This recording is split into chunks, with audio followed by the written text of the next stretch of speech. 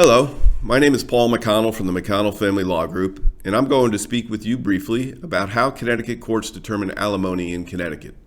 The first thing you should know is that not all cases are quote-unquote alimony cases, or stated differently, by no means will alimony be awarded in every divorce. Thus, you'll need to speak with an experienced family law attorney to determine if alimony is likely to be awarded in your particular case.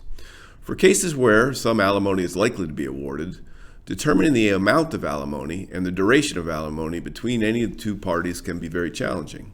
In the state of Connecticut, the guidelines for determining alimony aren't necessarily as formulaic as they might be in other parts of the country, and they are certainly not as formulaic as they are when compared to computing child support, for example. Let's examine some of the factors that courts consider.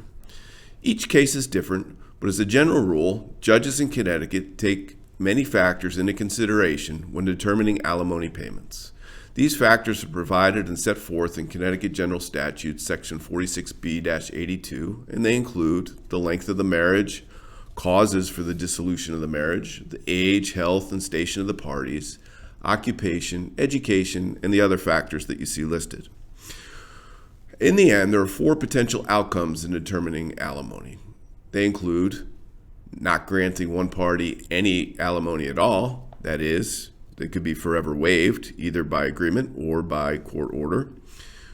Also, issuing a lump sum payment, that is, a one-time lump sum payment of alimony. Thus, you just get the alimony payment over with and done with, and it doesn't continue on. Or, a third option is creating a schedule for periodic payments. For example, alimony shall be $2,000 per month for a period of 60 months. Another option, or the fourth option, is paying $1 per year. While the last scenario might sound a bit odd, it gives parties and the court the option to modify the dollar amount in future years, rather than creating a blanket statement of no alimony whatsoever. This is important because, as a matter of law, if no alimony is awarded as part of the dissolution, then it cannot be later granted. Thus, the $1 a year amount preserves the possibility of modifying an alimony in future years should circumstances change and warrant a change. While not formulaic and often the source of disagreement, an experienced matrimonial attorney can give you an idea of whether or not alimony is an issue in your case, and if so, what the relative range is in terms of the amount and the range with respect to duration. You may hear that in cases where alimony is justified, that the duration is for half the length of the marriage. There is some merit to this statement, but there are also exceptions that justify both a greater or shorter duration. Once alimony has been ordered by the court, each party, or either party, has the ability to request a modification down the line if there have been a substantial, significant changes in circumstances that would require more or less support. The court then has the leeway for future adjustments to make modifications, depending again on changed circumstances.